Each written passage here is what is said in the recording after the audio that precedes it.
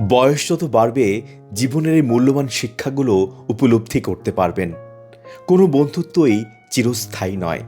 জীবনের পথে বন্ধুত্ব যতই ঘনিষ্ঠ হোক না কেন, সময়ের সঙ্গে সঙ্গে অনেক বন্ধু দূরে সরে যায়।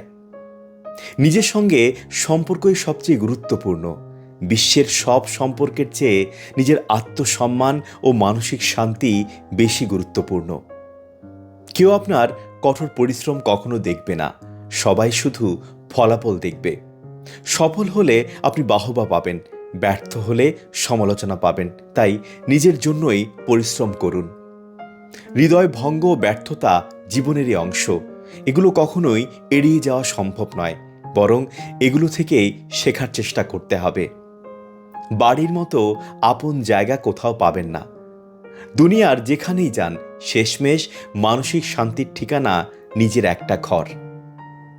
পরিবার ও অর্থই সবচেয়ে বেশি গুরুত্বপূর্ণ। বন্ধু বান্ধব, গ্ল্যামার বা সামাজিক মর্যাদা সবই ক্ষণস্থায়ী, কিন্তু পরিবার ও অর্থ আপনাকে দীর্ঘমেয়াদে আগলে রাখবে।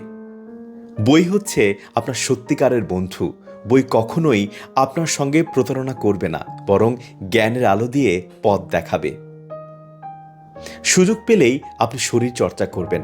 শুধু ফিটনেসের জন্য নয়, মানসিক প্রশান্তির জন্যও কিন্তু ব্যায়াম দরকারি। অনুশোচনা ও কান্নায় সময় নষ্ট করে কোনো লাভ নেই। যা হয়ে গেছে তার কখনোই ফিরে আসবে না। সামনে এগিয়ে যাওয়াই একমাত্র উপায়। আপনি আজ যা চাইছেন, কাল হয়তো তার মূল্যই থাকবে না।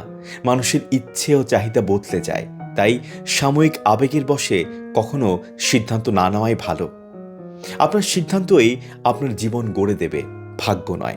ভাগ্য সবসময় নির্ধারিত নয়, বরং আপনার নেওয়া সিদ্ধান্তগুলোই ভবিষ্যৎ আপনাকে তৈরি করবে।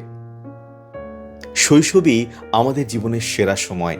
দায়িত্বহীন নির্মল আনন্দের সেই দিনগুলো আর কখনোই ফিরে আসবে না।